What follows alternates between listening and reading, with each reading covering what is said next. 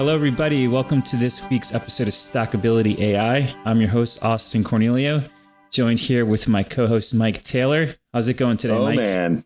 Big week in AI yet again. It's wild how it's wild how fast things are going.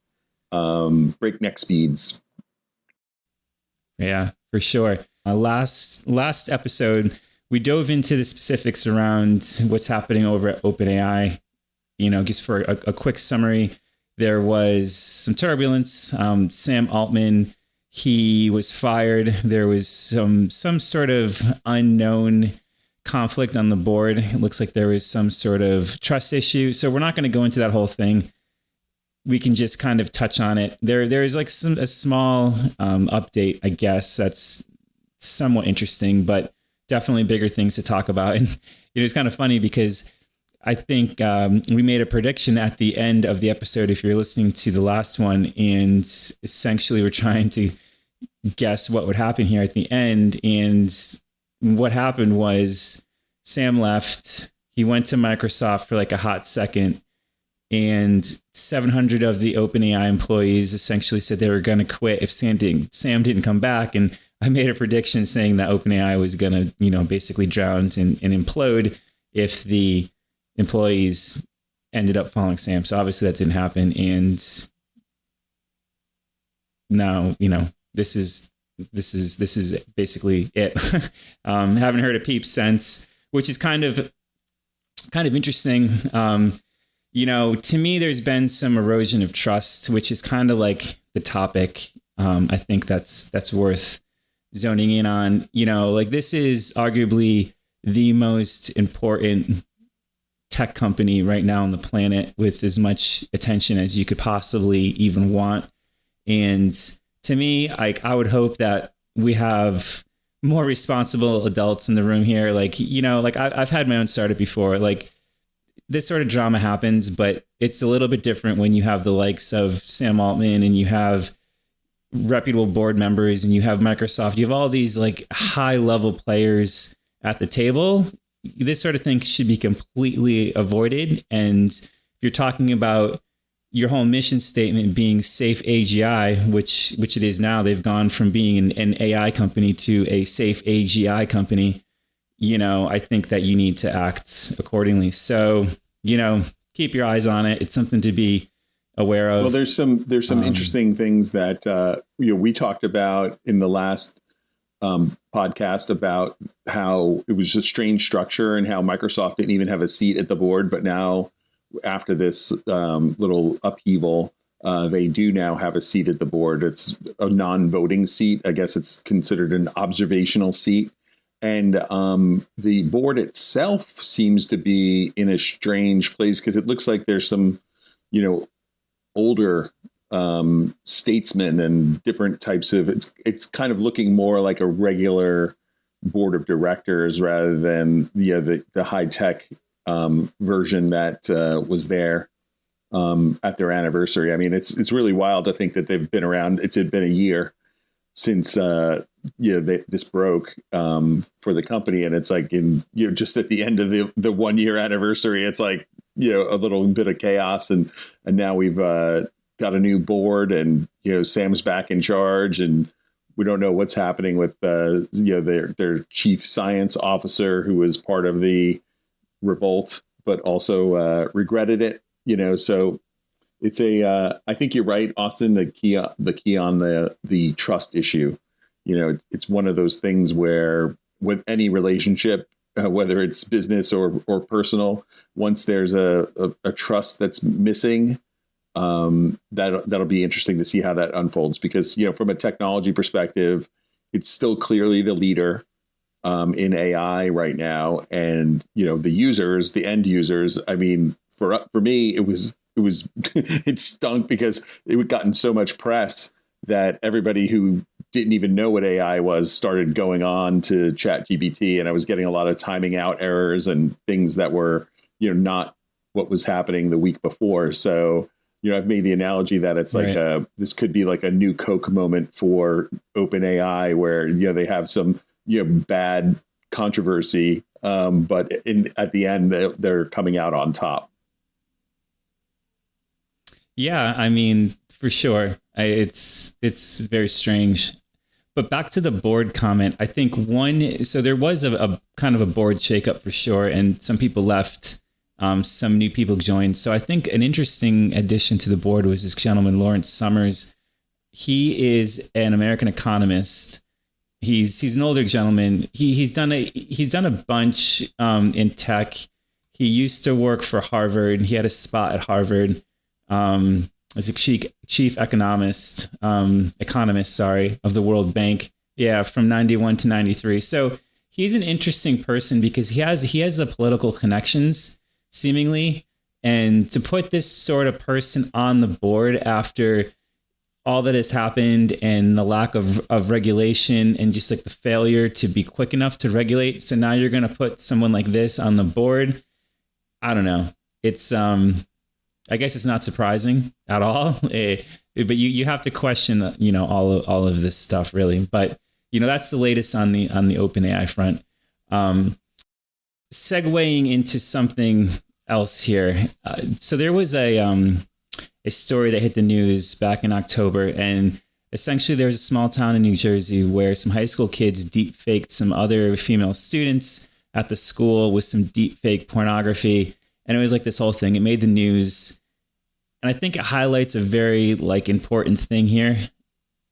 And it also draws back to some of the points that we're making on other podcasts that we've done, other episodes where we talk about regulation and the lack of regulation and like what you can do. So there was an interesting article in the MIT Technology Review that I read today, and they were resurfacing this story. But what was really cool about it is they interviewed one of the victims, and she was talking about the whole thing. And she's like, "Hey, I didn't know anything about AI. I didn't really think it was dangerous. The lack of awareness was just completely, just non-existent awareness around what AI is, what it can possibly do, how it can harm, someone like a 15-year-old girl."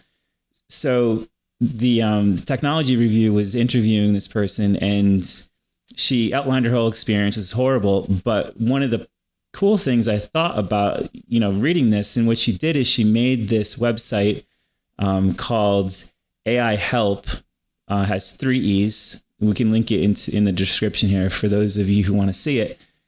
But it further reinforces the point that I've made on the podcast that people, like the government, isn't going to regulate this anytime soon. Corporations are going to act in their own interest, self-interest, and they're going to do what they need to do because every tech company that is doing anything with AI right now is in an arms race. So they're not going to care about hurting anybody. And, I don't see anybody really acting in a positive way in terms of protecting society from this, even though they're saying it's one thing to say, it's like another thing to do. It's like the classic expression, right? This young woman went out, made this website. I think everybody should check it out. I think it's great. And the point is unfortunately, I think everybody's going to have to be armed with the ability to do this because it's the only way that these sort of episodes are going to get surfaced to the public, in my opinion. Yeah, and this is a good topic. It's unfortunate that this happened, but it was almost inevitable that it was going to happen. And the fact that these kids who are teenagers can go ahead and take a photograph of their student peers and then turn it into pornography is again inevitable when you're dealing with teenage boys are going to try and come up with whatever spankable things that they could come up with. But this violates not only the privacy and all of these things that are obvious, but it's also showing the power of what we talked about in our first episode or second episode about what the AI is capable of now, right? So if you can take a photograph of somebody and then throw a body on them that looks somewhat similar to them and then have them do whatever, it's a problem for actors and actresses. It's a problem for society as a whole, because how are we going to know what's real versus what's not anymore? I think that's a larger issue and it's going to affect every part of it. I also saw an article about people who, they answer the phone, and if they answer, say, a couple of words, that now they could take your intonation and recreate your voice. And then they were having people calling parents and saying that they kidnapped the daughter and they have to give them $10,000. And meanwhile, the daughter wasn't kidnapped, but, they don't know that. And they, these people are being duped by using the voice of a child, and, obviously getting a quick reaction. But, that's another thing to be wary of. That's not necessarily it's just as bad, I guess. There's no making one better than the other. Yeah, for sure. Yeah, that's been happening for a while. And I definitely noticed an uptick in calls where you would pick up the line and, no one would say anything. You'd be like, hello, hello. But they're obviously farming your voice, right?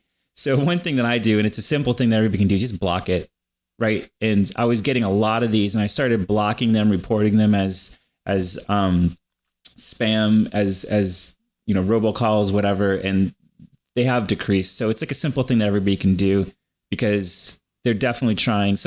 There's definitely a hacker on the other end of that line. So these are the things that, if you're not paying attention to what's happening in AI, these are things that you could easily fall for.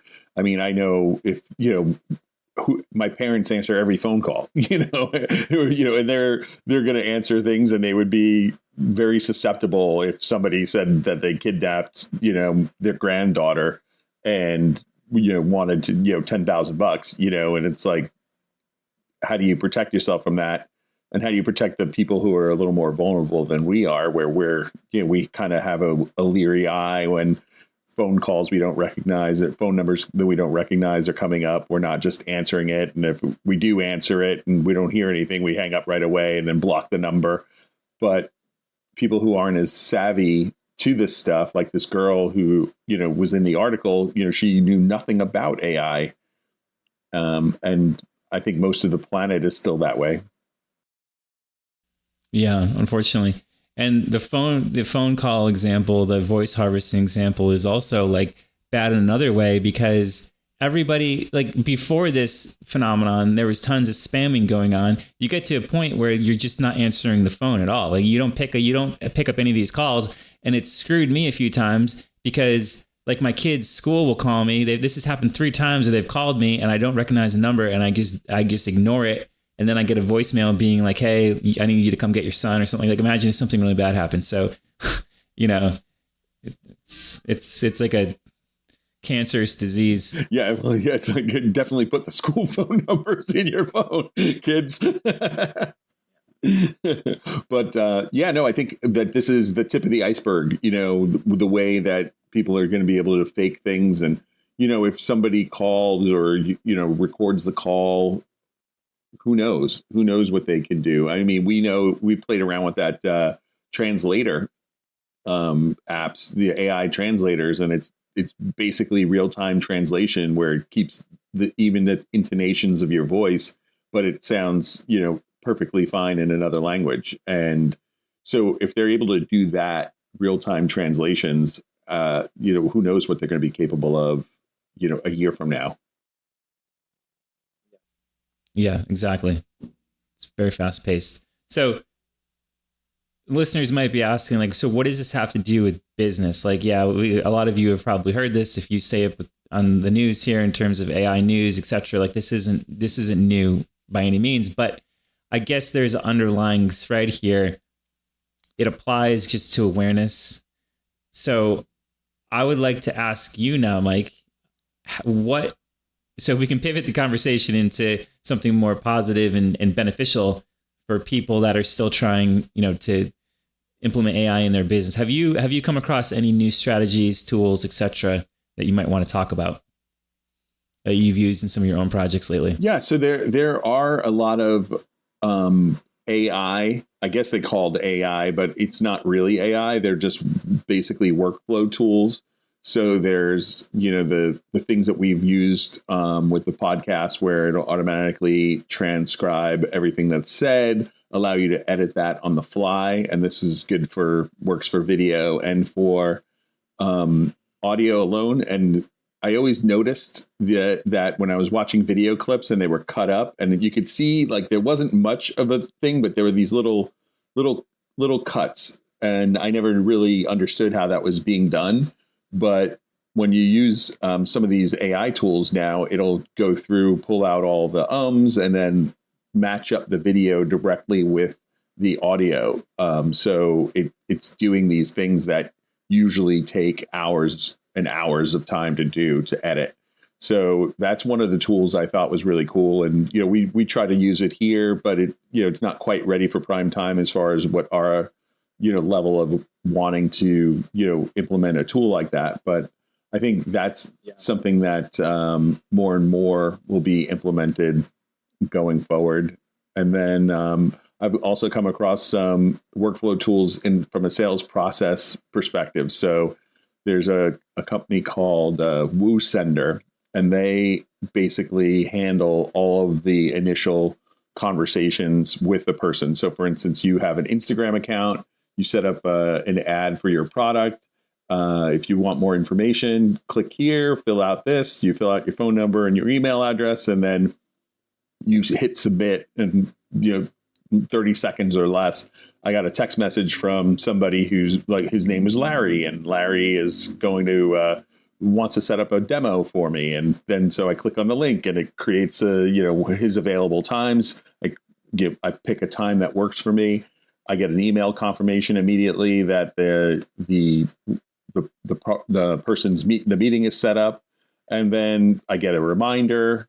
And I get another reminder 5 minutes before the call, and all of that stuff is done automatically. That Larry never has to touch anything. So those, that workflow, the initial workflow of getting to a prospect and having that prospect engage immediately, because we know when the faster you get engaged, the more likely the person is going to buy. Because right now I just clicked I'm interested, and that's the prime time to talk to me, right? So that process, when I went through the whole process, and then since that meeting, now I still get follow-up text messages and follow-up messages saying, hey, are you ready to sign up? Or are you ready to do this? Is there something we can do that would change your perspective? And I know all of this is done by this system, and I could see how it could be hugely effective depending on what type of business you're in. But if you're selling products one at a time,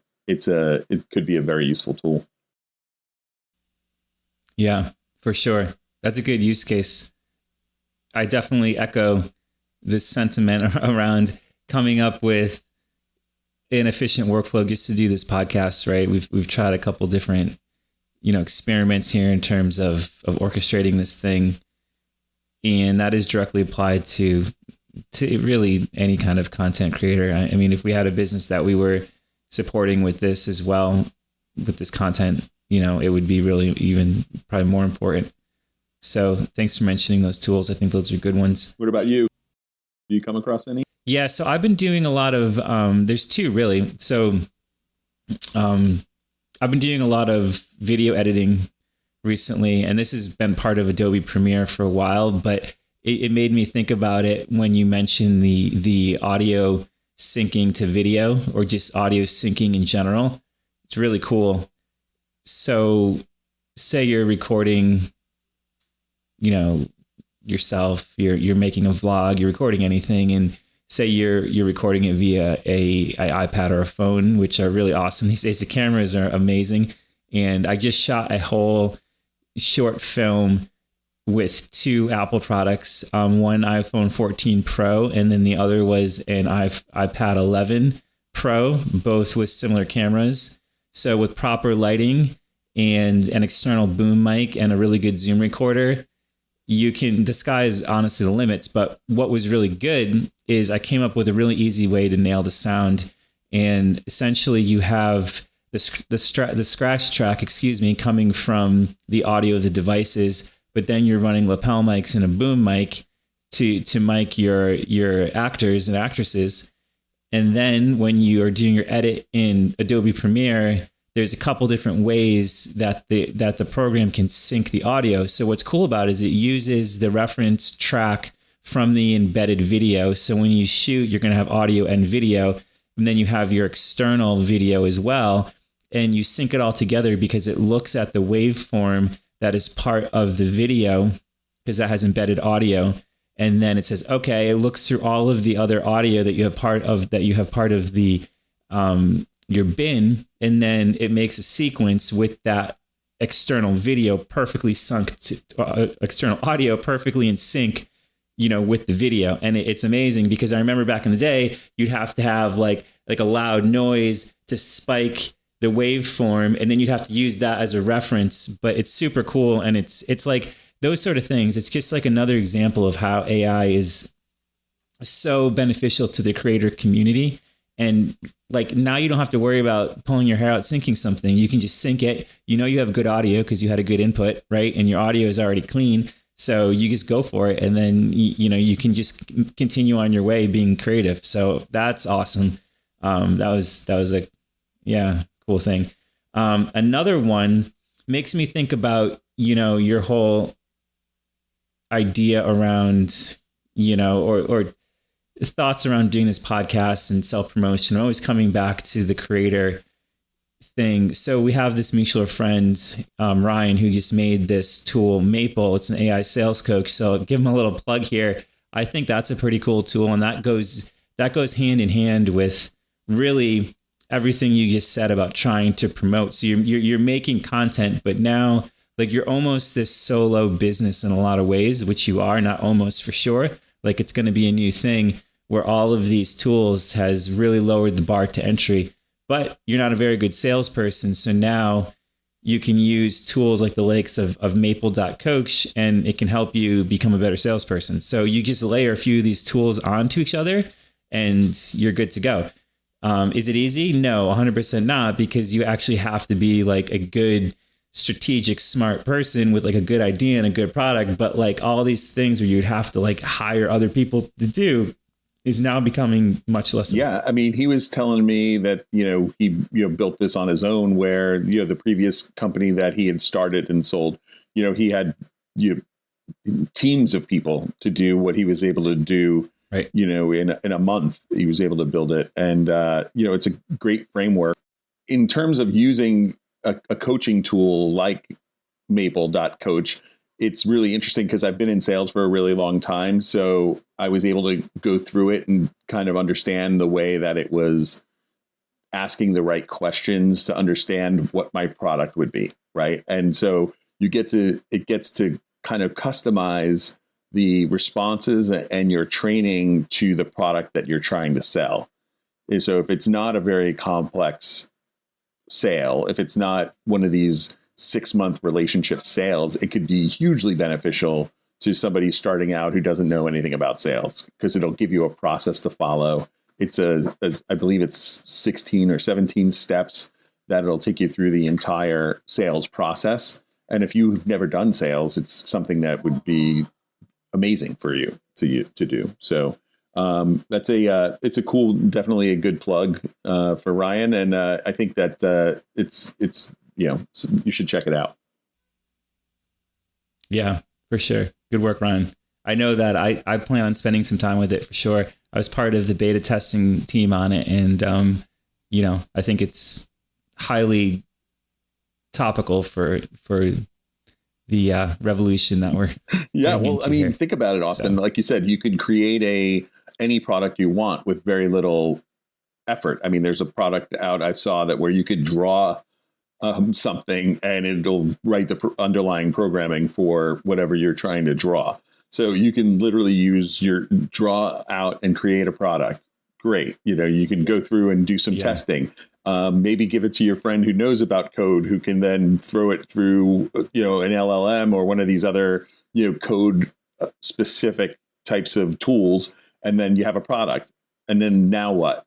So, the biggest thing that, the biggest gap in why I've had a career is because there's people who are very technically capable of creating things. And then they're very rarely also have the soft skills to be able to sell the product. Well, I think that's key. I think you guys nailed the secret sauce, right? So I'm still not 100% convinced in the pure no code. Like I think it's okay for a lot of people for sure. I've tried it a few times. I'm an engineer. I don't need it, but there is like a benefit to being able to rapidly prototype something. I tried Bubble, which is a no code platform, and like I was immediately frustrated with the UI of it, and it just felt like really clunky. I think that there's, to me, better ways, but that's completely obviously a situational thing. So we just leave it at that.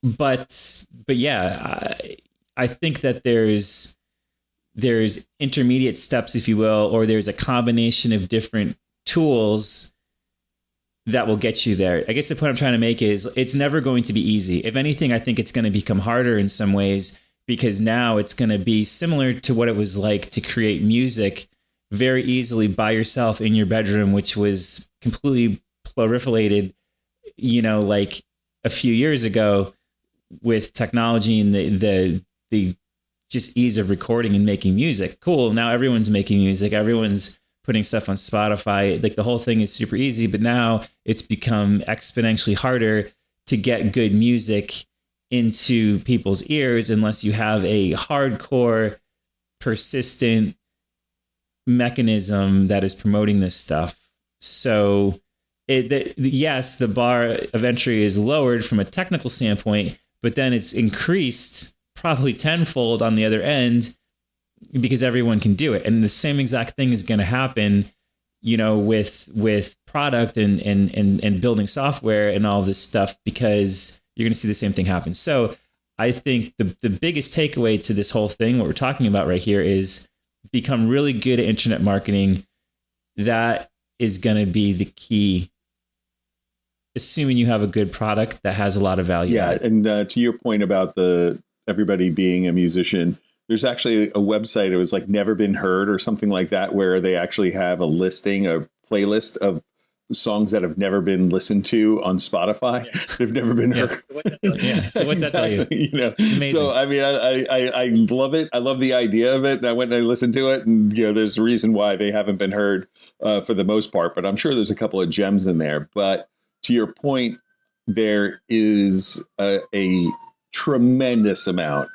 Every week, every day, I'm getting newsletters that are, here's the new product. And I have like 4 different newsletters that I get, and all of them will have a list of 7 to 10 new products that seem to be coming out daily. So how do you get over it? And then also I'll get a renewal reminder, to your point you made earlier, Austin, about like this AI thing. It's like, we sign up, like, sure, I'll sign up. Yeah, sure. $1 a month, $5 a month here, and all of a sudden you're adding $100 a month to your, subscriptions for all these tools. And, some, I don't even remember what some of them were for, what their product is. I have to start over just to go look at what is that? What does that product do?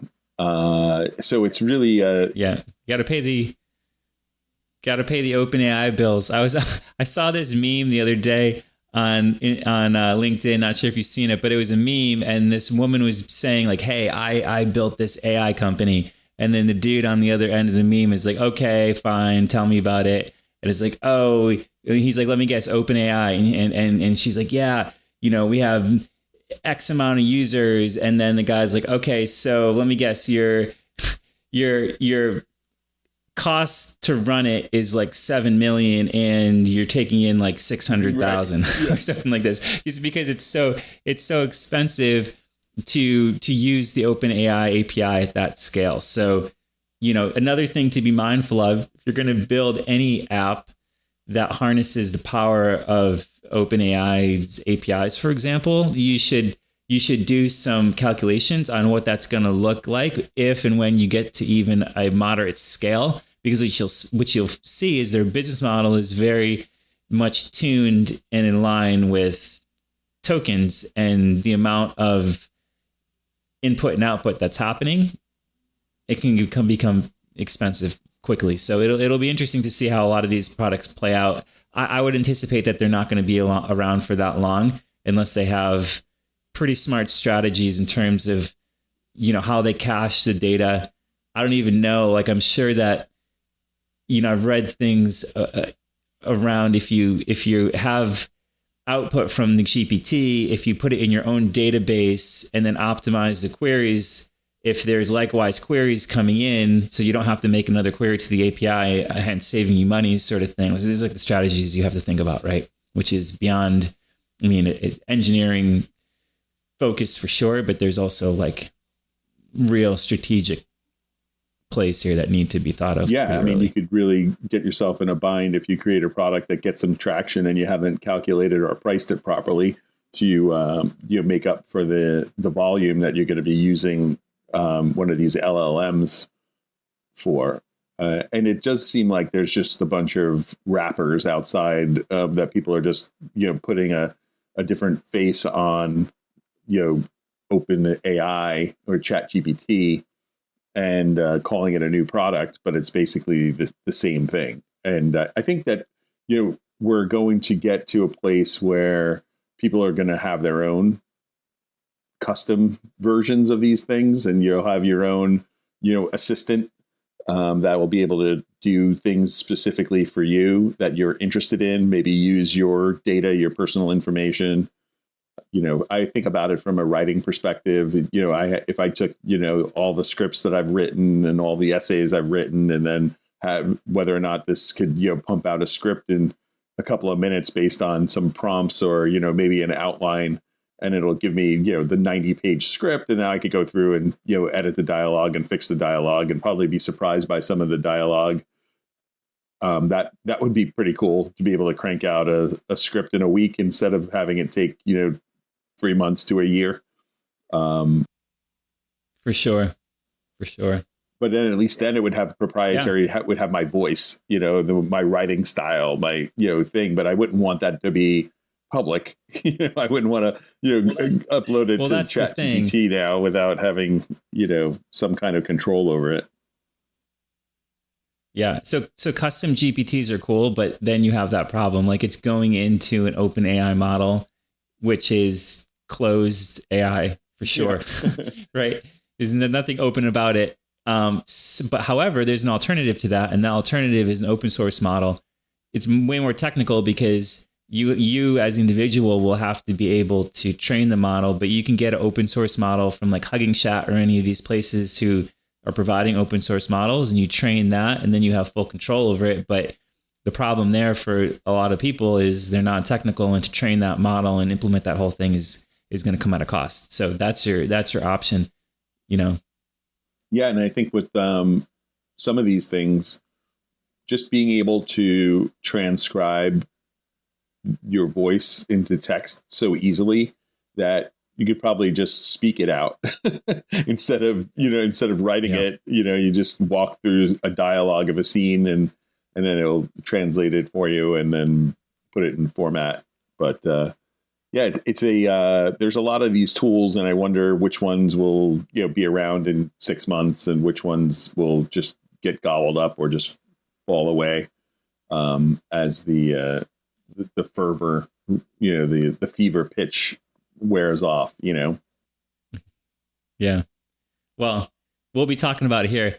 Maybe to wrap this episode, an interesting to think about is maybe we'll have an RIP section, at every conclusion of the episode, and when we talk about all of the tools that have gone into the AI void. Yeah, I mean, I literally had a toolbar set up in my Chrome that I was storing everything in, and every new product I saw. And then all of a sudden I was like, originally it started out, it was just everything AI. And then all of a sudden I was like, wait a minute, I can't. So now I had to subcategorize it. So then it was like, now I had like 10 categories, and each folder in those categories was packed to the rim.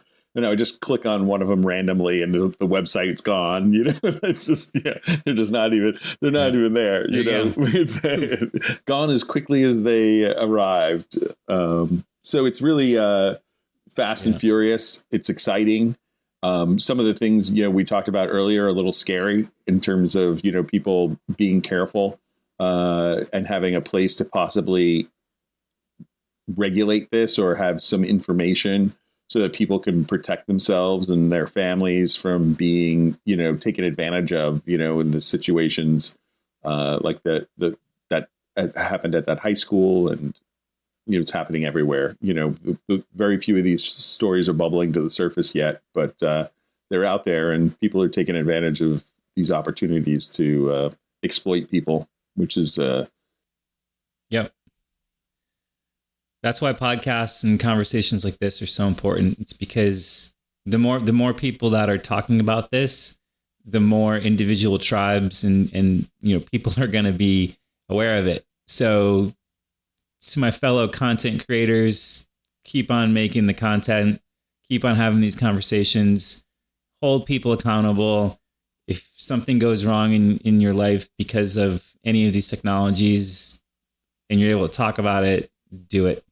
So that being said, feel free to subscribe. If you're listening on Spotify, Apple Podcasts, the followers are super important. So please follow us and have a great day. Thanks for tuning in.